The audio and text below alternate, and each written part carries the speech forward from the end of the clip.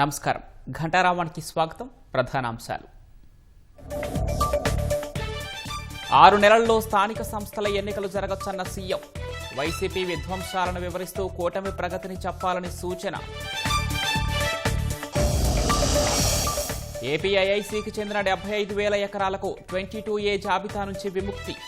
నీరుకొండలో Telugu cultural centre నిర్మాణానికి cabinet ఆమోదం. రైతుల ఖాతాల్లోకి అన్నదాత సుఖీభవ నిధులు. వ్యవసాయంలో ఆధునిక సాంకేతికతను ప్రోత్సహిస్తున్నామన్న సీఎం.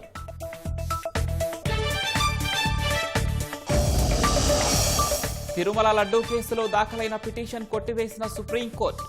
ప్రస్తుత దశలో జోక్యం చేసుకోలేమని స్పష్టీకరణ.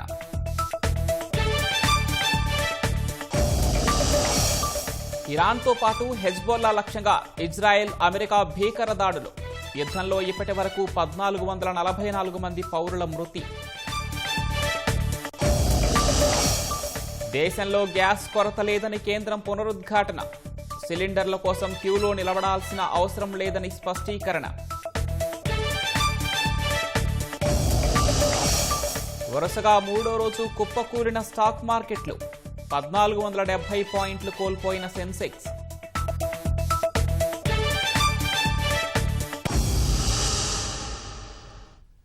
ఏపీఐఐసీకి చెందిన 75,000 ఎకరాలను నిషిద్ధ జాబితా నుంచి తొలగించడం సహా సిఆర్డీఏ నిర్ణయాలకు రాష్ట్ర మంత్రివర్గం ఆమోదం తెలిపింది.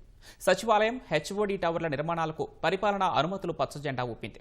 మిషన్ శక్తి పథకం కింద ఆసుపత్రులు నిర్వహించడం సహా వివిధ సంస్థలకు భూ కేటాయింపులు చేసింది. అమరావతి అభివృద్ధి, ఉపాధి సృష్టి సహా 28 అంశాలపై చర్చించి కేబినెట్ కీలక నిర్ణయాలు తీసుకుంది. జల వనరులు, వ్యవసాయం, పరిశ్రమలు, పర్యాటకం, విద్యుత్ అంశాలపై మంత్రులు కీలక నిర్ణయాలు తీసుకున్నారు. పారిశ్రామికవేత్తలు ఏపీఐఐసీ నుంచి కొనుగోలు చేసి అంగీకారం చేసుకున్న భూములను 22A నుంచి తొలగించాలని మంత్రివర్గం ఆమోదించింది. కుటుంబానికో పారిశ్రామికవేత్త తయారు చేయాలనే లక్ష్యంతో పీఎంఈజీపీ కింద ఆర్థిక సాయం చేయాలని కేబినెట్ నిర్ణయించింది. 50 నుంచి 75 లక్షల విలువైన మైక్రో యూనిట్లు పెట్టుకునేందుకు ప్రత్యేక రాయితీలపై రుణాలు ఇవ్వాలని నిర్ణయించారు. సచివాలయం, హెచ్ఓడి టవర్ల నిర్మాణాలకు పరిపాలన అనుమతులిస్తూ సిఆర్డీఏ నిర్ణయాలకు కేబినెట్ ఆమోదం తెలిపింది. మెకానికల్, ఎలక్ట్రికల్, ప్లంబింగ్ పనుల కోసం 2,316 కోట్లకు పరిపాలన అనుమతులతో పాటు 119 కోట్ల వ్యయంతో తెలుగు కల్చరల్ సెంటర్ నిర్మాణానికి పచ్చజెండా ఊపారు.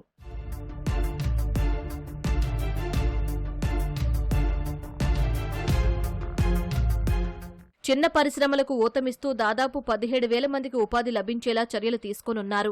3,500 సూక్ష్మ పరిశ్రమలకు 300 కోట్లు కల్పించే ప్రతిపాదనలను ఆమోదించారు.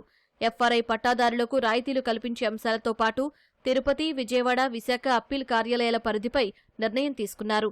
మిషన్ శక్తి కింద సఖీ నివాస్ పేరుతో పనిచేసే మహిళల కోసం క్రెచ్ సౌకర్యాలతో హాస్టళ్లు నిర్మాణంతో పాటు ఆంధ్రప్రదేశ్ పబ్లిక్ ఎంప్లాయ్మెంట్ చట్ట గెజెట్కు మంత్రివర్గం ఆమోదం తెలిపింది. పబ్లిక్ ఎంప్లాయ్మెంట్ ఆర్డర్లో పోలవరం, మార్కాపురం జిల్లాలు చేర్చే ప్రతిపాదనలు సహా కేంద్రానికి ప్రతిపాదనలు పంపే అజెండాకు కేబినెట్ ఆమోదం లభించింది. జల్ జీవన్ మిషన్ ద్వారా నిధుల మంజూరుతో పాటు వివిధ సంస్థలకు భూ కేటాయింపులపై చర్చించి నిర్ణయం తీసుకున్నారు. పోలవరం ప్రాజెక్టు హెడ్ వర్క్స్ లో అదనపు గ్రానైట్ కొనుగోలు, లైనింగ్ పనులకు 23.47 కోట్లు కేటాయింపు సహా పోలవరం ప్యాకేజ్ 64 పనులకు 24.51 కోట్లు మంజూరుకు మంత్రివర్గం అనుమతులిచ్చింది. ధవళేశ్వరం ఇరిగేషన్ సర్కిల్లో అత్యవసర మరమ్మత్తు పనులకు నిధులు మంజూరు చేశారు. ఆ పనుల కోసం 255.89 లక్షల మంజూరుకు మంత్రివర్గం ఆమోదం తెలిపింది. 300 మంది హెడ్ కానిస్టేబుల్ పోస్టుల అప్గ్రేడ్ ప్రతిపాదనతో పాటు రిజర్వ్ సబ్ ఇన్స్పెక్టర్ పోస్టులుగా అప్గ్రేడ్ చేసే అంశాన్ని మంత్రివర్గం ఆమోదించింది. గిరిజనులు సాగు చేసే భూముల్లో 100% సబ్సిడీతో డ్రిప్, 90% సబ్సిడీతో స్ప్రింక్లర్ల పరికరాలు ఇవ్వాలని నిర్ణయించారు. అమరావతిలో బిట్స్ పిలాని ఏఐ+ క్యాంపస్ నిర్మాణ ప్లాన్లు సిద్ధమయ్యాయి. బిట్స్ ప్రతినిధులు ఉండవల్లి నివాసంలో మంత్రి లోకేష్ను కలిసి నమూనాలు చూపించారు. AI, data science, robotics, cyber physical systems కోర్సులు అమరావతి క్యాంపస్లో ఉంటాయని తెలిపారు. 2 దశల్లో 7,000 మంది విద్యార్థులకు ప్రవేశాలు కల్పించేలా నిర్మాణాలు చేపడతామని వివరించారు. 2.5 ఏళ్లలో మొదటి దశ అడ్మిషన్లకు క్యాంపస్ సిద్ధమవుతుందన్నారు. వచ్చే 5 ఏళ్లలో 1,000 కోట్ల రూపాయల పెట్టుబడి పెడతామని, చంద్రబాబు దార్శనికతకు అనుగుణంగా నెక్స్ట్ జెన్ టెక్నాలజీలతో క్యాంపస్ నిర్మిస్తున్నామని బిట్స్ ప్రతినిధులు తెలిపారు. నిర్మాణంలో గ్రీన్ బిల్డింగ్, రెన్యూవబుల్ ఎనర్జీ వంటి పర్యావరణ హిత విధానాలు పాటిస్తామన్నారు. బిట్స్ నిర్మాణ ప్లాన్లపై మంత్రి లోకేష్ సంతృప్తి వ్యక్తం చేశారు. వీలైనంత త్వరగా అమరావతి క్యాంపస్ ప్రారంభించేలా చర్యలు చేపట్టాలని కోరారు. బిట్స్ ప్రతినిధులు మంత్రి నారాయణను కూడా కలిసి భవనాల డిజైన్ల గురించి వివరించారు. మందడం, వెంకటపాలెం మధ్య సీడ్ యాక్సెస్ రోడ్డు పక్కనే 70 ఎకరాల్లో బిట్స్ క్యాంపస్ నిర్మాణం కానుంది. అమరావతిలో తొలిదశ నిర్మాణాలు మరో 2 నెలల్లో కొలిక్కి వస్తాయని పురపాలక శాఖ మంత్రి నారాయణ చెప్పారు. ప్రజాప్రతినిధులు, ఉన్నతాధికారుల నివాస సముదాయాల్లో ప్రస్తుతం ఇంటీరియర్ వర్క్స్ జరుగుతున్నట్లు వెల్లడించారు. ఉండవల్లి వద్ద బకింగ్హామ్ కెనాల్పై స్టీల్ బ్రిడ్జ్ పనులను పరిశీలించిన ఆయన ఈ నెలాఖరులోగా పూర్తవుతుందని చెప్పారు. రాజధాని సీడ్ యాక్సెస్ రోడ్డులో ప్రస్తుతం మలుపులు తాత్కాలికమేనని స్పష్టం చేశారు. సీడ్ యాక్సెస్ రోడ్డు నిర్మాణంలో రైతులు ఇంకో 4.5 ఎకరాలు ఇవ్వాల్సి ఉందన్న నారాయణ ఏప్రిల్ 9 నాటికి భూ సమీకరణకు ముందుకు రాకపోతే భూసేకరణ చేపడతామని స్పష్టం చేశారు. సోదరులందరికీ ఒకటే చెప్పేది, ట్రంక్ రోడ్స్, లేఅవుట్స్ రోడ్స్కి ఏదైతే బ్యాలెన్స్ ఇవ్వలేదో దాన్ని ల్యాండ్ పుల్లింగ్లో ఇవ్వాల్సిందిగా రిక్వెస్ట్ చేస్తున్నాను. లేదు అంటే ఇంకా ల్యాండ్ అక్విజిషన్ పక్క తప్పదు. ఎందుకంటే అన్ని ఒక స్టార్ట్ అయిపోయినాయి. లేఅవుట్స్ రోడ్స్ 1500 కిలోమీటర్లు స్టార్ట్ అయింది. అక్కడ డ్రైనేజీ, సివరేజీ, ఎలక్ట్రికల్ డక్స్ కడుతున్నారు. మధ్య మధ్యలో చిన్న బిట్లు ఆగిపోతే అసలు ఆ వర్క్ అంతా వేస్ట్ అయిపోతుంది. వర్క్ వేస్ట్ కాకుండా ఉండాలంటే కంటిన్యూషన్ కావాలి. అందువల్ల వీలైనంత వరకు మీరందరూ ల్యాండ్ పుల్లింగ్ ఇవ్వాల్సిందిగా నేను రిక్వెస్ట్ చేస్తున్నా. నేనప్పుడు ఇంకా ల్యాండ్ అక్విజిషన్కి పోవడం జరుగుతుంది. ఏప్రిల్ 9వ తేదీ ల్యాండ్ అక్విజిషన్లో ఫైనల్ తీసుకోవడం జరుగుతుంది. ఎందుకంటే ఏప్రిల్ 9వ తేదీకి 90 రోజులు పూర్తవుతుంది. నెల్లూరు జిల్లా జువ్వలదిన్నె ఫిషింగ్ హార్బర్ను ప్రైవేటీపరం చేస్తున్నారంటూ సాక్షి పత్రిక ద్వారా వైసీపీ దుష్ప్రచారం చేస్తోందని మంత్రులు కొల్లు రవీంద్ర, బీసీ జనార్దన్ రెడ్డి మండిపడ్డారు. ఫిషింగ్ హార్బర్ను సాగర్ డిఫెన్స్ ఇంజనీరింగ్ పరిశ్రమకు కట్టబెట్టినట్లు తప్పుడు ప్రచారం చేస్తున్నారని మండిపడ్డారు. కేవలం 7 ఎకరాలు మాత్రమే ఆ సంస్థకు కేటాయించినట్లు హార్బర్ను ప్రైవేటీపరం చేసే ఆలోచన లేదని మంత్రులు స్పష్టం చేశారు. పరిశ్రమలు రాకుండా అడ్డుకునేందుకే కుట్రలు చేస్తున్నారని, సాగర్ డిఫెన్స్ ప్రాజెక్టు వల్ల ఎవరికీ నష్టం లేదని, మత్స్యకారులకు అనేక ప్రయోజనాలున్నాయని వెల్లడించారు. సాక్షిలో వచ్చే తప్పుడు ప్రచారాలను ప్రజలు అప్రమత్తంగా ఉండాలని సూచించారు. నెల్లూరు జిల్లా జువ్వలదిన్నెలో మ్యారిటైమ్ షిప్పింగ్ కంపెనీ నిన్న భూమి పూజ చేయడం జరిగింది. ఇది పూర్తిగా ఏదైతే ఫిషరీస్ రంగంలో కానీ, షిప్పింగ్ రంగంలో కానీ ఒక ఇన్నోవేటివ్గా భారతదేశంలో తొలిసారి ఏఐతో సంబంధించినటువంటి ఈ షిప్ యార్డ్ ఇక్కడ రావడం, ఇది నిజంగా ఒక అద్భుతమైనటువంటి అవకాశం. అయితే ఇక్కడ జువ్వలదిన్నె ఫిషింగ్ హార్బర్ని ప్రైవేట్ పరం చేస్తున్నారని చెప్పి నిన్న సాక్షి పేపర్లో రావడం అనేది నిజంగా దురదృష్టకరం. అంటే మత్స్యకారుల్లో ఒక ఆందోళనకరమైనటువంటి వాతావరణాన్ని సృష్టించాలి. ఇక్కడే కాదు, వాళ్ళు ఈ రాష్ట్రంలో ఎక్కడ ఏ పరిశ్రమ వస్తున్నా అక్కడ ఉన్నటువంటి స్థానికుల్ని రెచ్చగొట్టే కార్యక్రమాలు చేస్తూ ఉన్నారు. దాదాపు 900 మీటర్ల పైన ఉన్నటువంటి ఆ జెట్టీలో కేవలం వాళ్ళు ఒక 170 మీటర్లు మాత్రం తీసుకోవడానికి 7 ఎకరాలు అడుగుతూ జరిగింది. దాన్ని మత్స్యకారులను రెచ్చగొట్టేసి ఇక్కడ మీ భూములన్నీ లాగేసుకుంటున్నారు, రేపు ఇక్కడికి వస్తే మీ పరిశ్రమ, మీ బోట్లను ఇక్కడ ఉంచనవరు, ఆపనవరు, నిలబడినవరు అని చెప్పి ఒక దుర్మార్గమైనటువంటి ప్రచారం చేయడానికి ప్రయత్నం చేస్తున్నారు. ఇది చాలా దురదృష్టకరం. ఇవాళ ఇంకా ఏం చేస్తే వాళ్ళు అభివృద్ధిలోకి వస్తారని చెప్పి ఆలోచిస్తున్నటువంటి ప్రభుత్వం, దాంట్లో అవసరమైతే రేపు రాబోయే పరిశ్రమల ఏర్పాట్లో తీర ప్రాంతంలో బోట్ బిల్డింగ్స్లో కానీ స్థానికులకి ట్రైనింగ్స్ ఇచ్చే అవసరమైతే మత్స్యకారులకు అక్కడ యాన్సిలరీ యూనిట్స్ ఏర్పాటు చేసేదానికి కృషి చేస్తాం. ఈ ఫిషరీస్కి కానీ ఇక్కడ కానీ వాళ్ళకు అనుసంధానం కానీ ఈ టెక్నాలజీని వాడుకోవడానికి ఉపయోగపడుతుంది అనేటువంటి ఉద్దేశంతోనే, లేకుంటే అక్కడ ల్యాండ్ దండిగా ఉంది, అది అనుసంధానం చేయాలంటే దాని పక్కనే కావాలి. దానివల్ల ఎవరికి ఎలాంటి నష్టం ఉండదు, దానివల్ల ఎవరికి ఉండదు. అంతో ఇంత ఉంటే కన్నా ఈ ఫిషరీస్కి వారికి ఉపయోగపడుతుంది. 114 ఎకరాలలో ఇచ్చింది ఇంత 7 ఎకరాలు మాత్రం, 20 ఎకరాలు బయట అవుట్ సైడే ఇచ్చాము. అసలు ఇంకా ఏదీ జరగలేదు అక్కడ, అది ప్రైవేట్ పరం అవుతుంది అంటున్నారు. సిగ్గు శరం ఉండాలి. ప్రైవేట్ పరం అని ఏం రాస్తారు అంటే తప్పుదోవ పట్టించేసి ఏదైనా ఇండస్ట్రీస్ కానీ లేకుంటే ప్రజలను రెచ్చగొట్టేది కానీ మత్స్యకారులను రెచ్చగొట్టాలని చెప్పి ఉద్దేశంగా వాళ్ళను రెచ్చగొడతా ఉన్నారు. ప్రజలకు ఉపయోగపడేది, స్థానిక ప్రజలకు కూడా మత్స్యకారులకు ఉపయోగపడే ప్రయోజనకే చేస్తాం తప్ప వాళ్ళ మాదిరిగా పరిశ్రమల కోసమో ఆదాయాల కోసమో డబ్బులు ఇస్తేనే పరిశ్రమలు రండి, మాకు కమిషన్లు ఇవ్వండి, మాకు కప్పం కట్టండి అనే ప్రభుత్వం కాదు. కృష్ణా జిల్లా గన్నవరం నియోజకవర్గంలోని సూరంపల్లిలో అన్నదాత సుఖీభావ నిధుల విడుదల కార్యక్రమంలో ముఖ్యమంత్రి చంద్రబాబు మాట్లాడుతున్నారు. ప్రత్యక్ష ప్రసారం ద్వారా చూద్దాం. ముందుకు తీసుకుపోతాం.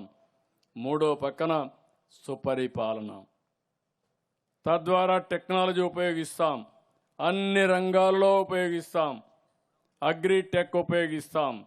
వ్యవసాయంలో ఎన్ని మెరుగైన పద్ధతులున్నాయో అన్ని తీసుకొస్తాం.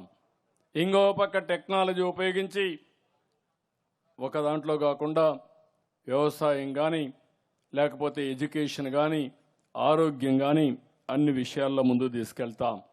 కానీ రాష్ట్రంలో ఉండే మిమ్మల్ని ఒకటే కోరుతున్నా, మీరందరూ అనునిత్యం ఆలోచించాల్సిన అవసరం ఉంది. ఏది మంచి, ఏది చెడు, ఏది చేస్తే షార్ట్ టర్మ్లో, మీడియం టర్మ్లో మీరందరూ అనునిత్యం ఆలోచించాల్సిన అవసరం ఉంది. ఏది మంచి, ఏది చెడు, ఏది చేస్తే షార్ట్ టర్మ్లో, మీడియం టర్మ్లో, లాంగ్ టర్మ్లో మనకు లాభం ఉంటుంది, మన జీవితాలు మెరుగుపడతాయి. ఇంకొక విషయం కూడా మీరు గుర్తుపెట్టుకోవాలి. ఈరోజు ప్రధానమంత్రి గారు ఉన్నారు, 3వ గెలిచారు. గుజరాత్ ఉంది, 5 సార్లు గెలిచారు. 6వ కూడా గెలుస్తున్నారు. 6 సార్లు గెలిస్తే దానివల్ల అక్కడ ఒక సమర్థవంతమైన పరిపాలన ద్వారా సుస్థిరమైన అభివృద్ధి జరుగుతూ ఉంది. దానివల్ల లాభపడుతున్నారు. మన పరిస్థితి ఎట్టుందంటే వైకుంఠపాళి మారిగా తయారైంది. నేను పైకి తీసుకెళ్లడం, మళ్ళా ఒకసారి మీరందరూ ఒకసారి మార్చి చూద్దామని మీరు మార్చి చూసి మీరు మళ్ళా కిందికి రావడం, మళ్ళా నేను మిమ్మల్ని పైకి తీసుకుపోవడానికి అన్ని విధాల ప్రయత్నం చేయడం. కానీ ఒకటే చెప్తున్నాను, మీలో కూడా ఒక చైతన్యం రావాలి. ఎప్పుడు కూడా ప్రజాస్వామ్యం అనేది సుస్థిరంగా ఉండాలంటే, సమర్థవంతంగా పనిచేయాలంటే ప్రజా చైతన్యం చాలా ముఖ్యం. ఇరాన్తో పాటు లెబనాన్లోని హెజ్బొల్లా లక్ష్యంగా ఇజ్రాయెల్, అమెరికా భీకర దాడులు కొనసాగుతున్నాయి. అరక్ నగరంలోని ఒక నివాస భవనాన్ని లక్ష్యంగా చేసుకుని ఇజ్రాయెల్ జరిపిన వైమానిక దాడిలో ఒక మహిళ, ఓ చిన్నారి ప్రాణాలు కోల్పోయారు. దాదాపు 35 మంది గాయపడ్డారు. అరక్ నగరంలో జరిగిన దాడుల్లో IRGC aerospace force commander Ismail Dehghan మరణించినట్లు తెలుస్తోంది. మరోవైపు ఇరాన్ రాజధాని టెహరాన్లో భారీ పేలుడు సంభవించింది. అమెరికా, ఇజ్రాయెల్కు వ్యతిరేకంగా ప్రదర్శన జరుగుతూ ఉండగా టెహరాన్ స్క్వేర్లో పేలుడు జరిగింది. ఈ ఘటనలో పలువురు గాయపడినట్లు తెలుస్తోంది.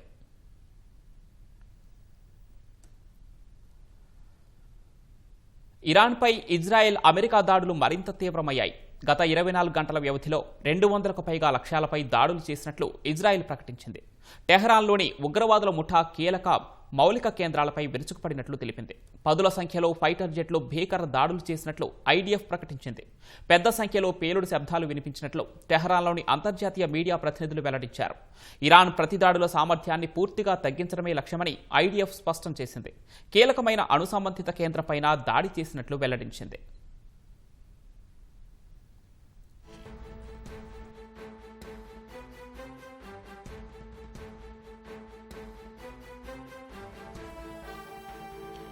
మరోవైపు లెబనాన్లోని హెజ్బొల్లా స్థావరాలపై ఇజ్రాయెల్ దాడులు మరింత పెరిగాయి. బీరుట్లో ఇజ్రాయెల్ జరిపిన దాడిలో ఒకరు ప్రాణాలు కోల్పోయారని లెబనాన్ ఆరోగ్య శాఖ తెలిపింది. మరో దాడిలో క్షిపణి ఓ అపార్ట్మెంట్ను తాకిందని, పెద్ద ఎత్తున మంటలు చెలరేగాయని అధికారులు తెలిపారు. ఈ దాడిలో ఓ ముస్లిం బ్రదర్హుడ్ విభాగం అధికారి గాయపడగా ఆయన 2 కుమారులు చనిపోయారని వెల్లడించారు. హెజ్బొల్లా సభ్యుడిని లక్ష్యంగా చేసుకుని ఈ దాడి చేసినట్లు ఇజ్రాయెల్ ప్రకటించింది.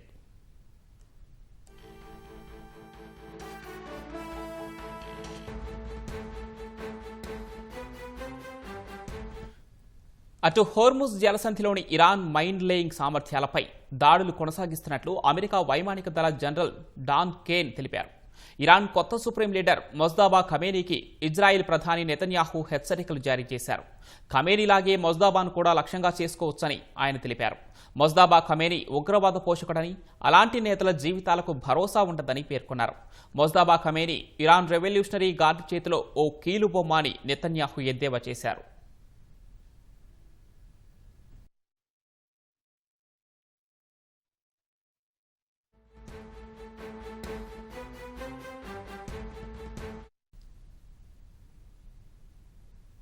ఇజ్రాయెల్తో పాటు గల్ఫ్లోని అమెరికా స్థావరాలపై ఇరాన్ ప్రతిదాడులు కొనసాగుతున్నాయి. ఉత్తర ఇజ్రాయెల్లో నజరైత్ పట్టణానికి సమీపంలో ఉన్న జర్జార్ అనే గ్రామంపై క్షిపణి దాడిలో 58 మంది గాయపడ్డారు. అనేక ఇళ్లు ధ్వంసమయ్యాయి. మరికొన్ని ఇళ్లు పాక్షికంగా దెబ్బతినగా పార్కింగ్ చేసిన వాహనాల్లో మంటలు చెలరేగాయి. ఫలితంగా ఉత్తర ఇజ్రాయెల్ సరిహద్దులో ఐడిఎఫ్ హై అలర్ట్ ప్రకటించింది. ఈ దాడులను ఇరాన్, హెజ్బొల్లా ఏకకాలంలో జరిపాయని ఐడిఎఫ్ పేర్కొంది. దుబాయ్లోనూ ఇరాన్ బాంబు దాడులు చేయగా ఓ భవనం ధ్వంసమైంది.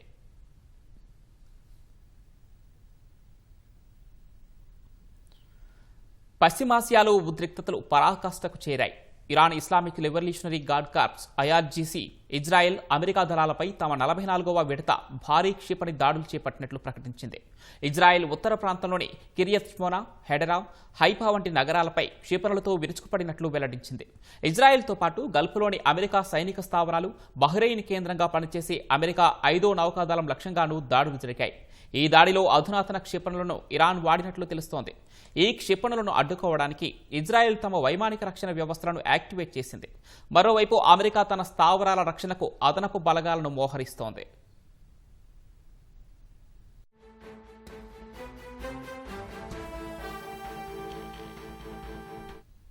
మరోవైపు అమెరికా వాయుసేనకు అత్యంత కీలకమైన KC-135 స్ట్రాటో ట్యాంకర్ విమానం పశ్చిమ ఇరాక్లో కుప్పకూలింది. ఆపరేషన్ ఎపిక్ ఫ్యూరీలో భాగంగా ఈ ఘటన జరిగినట్లు అమెరికా సెంట్రల్ కమాండ్ ధృవీకరించింది. ఈ మిషన్లో 2 KC-135 విమానాలు పాల్గొనగా ఒకటి కూలిపోయింది, రెండోది సురక్షితంగా ల్యాండ్ అయింది. విమానం వెనుక భాగం సగం కోల్పోయినప్పటికీ ఇజ్రాయెల్లోని టెల్ అవీవ్లో ల్యాండ్ చేశారు.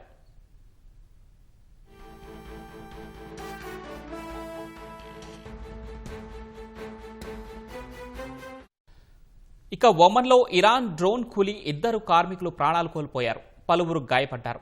సోహర్ ప్రావిన్స్లోని పారిశ్రామిక వాడలో ఈ ఘటన జరిగిందని అధికారులు తెలిపారు. మరో డ్రోన్ను కూల్చివేసినట్లు వెల్లడించారు. అదానా నగరం సమీపంలోని ఇన్ సిరిలిక్ ప్రాంతంలో ఉన్న అమెరికా వైమానిక స్థావరం వద్ద సైరన్లు మోగాయని తుర్కియే మీడియా వెల్లడించింది. మరోవైపు దక్షిణ లెబనాన్, ఉత్తర ఇజ్రాయెల్లోని ఇజ్రాయెల్ సైనిక స్థావరాలపై 7 ఆపరేషన్లు చేపట్టి దాడులు చేసినట్లు హెజ్బొల్లా ప్రకటించింది.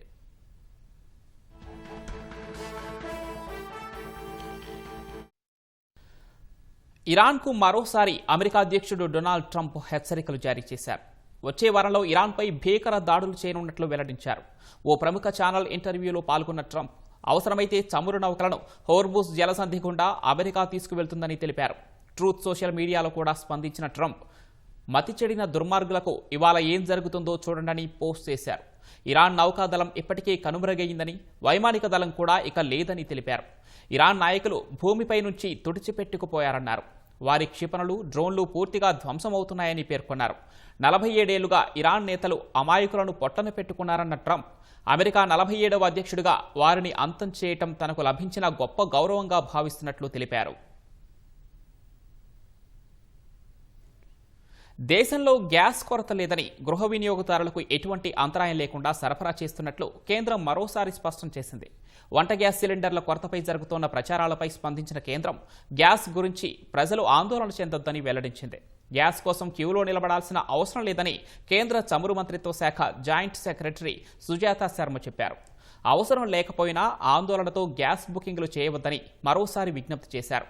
మార్చి 5తో పోలిస్తే దేశీయ ఎల్పీజీ ఉత్పత్తి 30% పెరిగినట్లు సుజాత శర్మ వెల్లడించారు. ఇదే సమయంలో దేశంలోని అన్ని పెట్రోల్ పంపుల వద్ద పెట్రోల్, డీజిల్ తగినంత ఉందన్నారు. ప్రజలెవరూ వదంతులను నమ్మొద్దని సుజాత శర్మ విజ్ఞప్తి చేశారు. అటు భారత్కు చెందిన నౌకలను ఎప్పటికప్పుడు పర్యవేక్షిస్తున్నట్లు విదేశాంగ శాఖ అధికారిక ప్రతినిధి రణధీర్ జైస్వాల్ చెప్పారు. హోర్ముజ్ జలసంధి వద్ద నౌకల్లో ఉన్న వారి భద్రత కోసం చర్యలు తీసుకుంటున్నట్లు తెలిపారు. నౌకల్లో ఉన్న 23,000 మంది భారతీయుల భద్రత కోసం 24 గంటల కంట్రోల్ రూమ్లు ఏర్పాటు చేశామన్నారు. పశ్చిమాసియాలో యుద్ధం కొనసాగటం సహా అంతర్జాతీయ మార్కెట్లో ముడి చమురు ధరలు అంతకంతకు పెరుగుతున్న వేళ దేశీయ స్టాక్ మార్కెట్లు వరుసగా 3వ సెషన్లో భారీ నష్టాలు చవిచూశాయి. గత సెషన్లో 829 పాయింట్లు పతనమైన సెన్సెక్స్ ఇవాళ ఏకంగా 1470 పాయింట్లు తగ్గింది. ఉదయం క్రితం ముగింపు కంటే సుమారు 590 పాయింట్లు దిగువన 75,444 పాయింట్ల వద్ద బీఎస్సీ సూచీ ప్రారంభమైంది. మొదట్లో 75,576 పాయింట్ల గరిష్ట స్థాయి నమోదు చేసింది. అనంతరం విపరీతమైన అమ్మకాల ఒత్తిడిని ఎదుర్కొన్న సెన్సెక్స్ ఓ దశలో 74,455 పాయింట్ల కనిష్ట స్థాయికి పడిపోయింది. చివరకు 74,564 పాయింట్ల వద్ద స్థిరపడింది. జాతీయ స్టాక్ ఎక్స్చేంజ్ సూచీ నిఫ్టీ 488 పాయింట్లు తగ్గి 23,151 పాయింట్ల వద్ద ముగిసింది. తిరుపతి లడ్డూపై రాజ్యాంగ పదవుల్లో ఉన్నవారు చేస్తున్న వ్యాఖ్యలను నిలువరించేలా ఆదేశాలివ్వాలని దాఖలైన పిటిషన్ను సుప్రీంకోర్టు కొట్టివేసింది. లడ్డూ కల్తీ జరిగిందని చెబుతూ శాంతి భద్రతలకు విఘాతం కలిగించే విధంగా వ్యాఖ్యానాలు చేస్తున్నారని పిటిషనర్ మానూరు శ్రీనివాస్ సుప్రీంకోర్టుకు తెలిపారు. దీనిపై స్పందించిన జస్టిస్ సూర్యకాంత్ నేతృత్వంలోని ధర్మాసనం తిరుమల లడ్డూ తయారీకి వాడిన నెయ్యిలో జంతువుల కొవ్వు కలిసిందని చెప్పడానికి మీరేమైనా నిపుణులా అని పిటిషనర్ను ప్రశ్నించింది.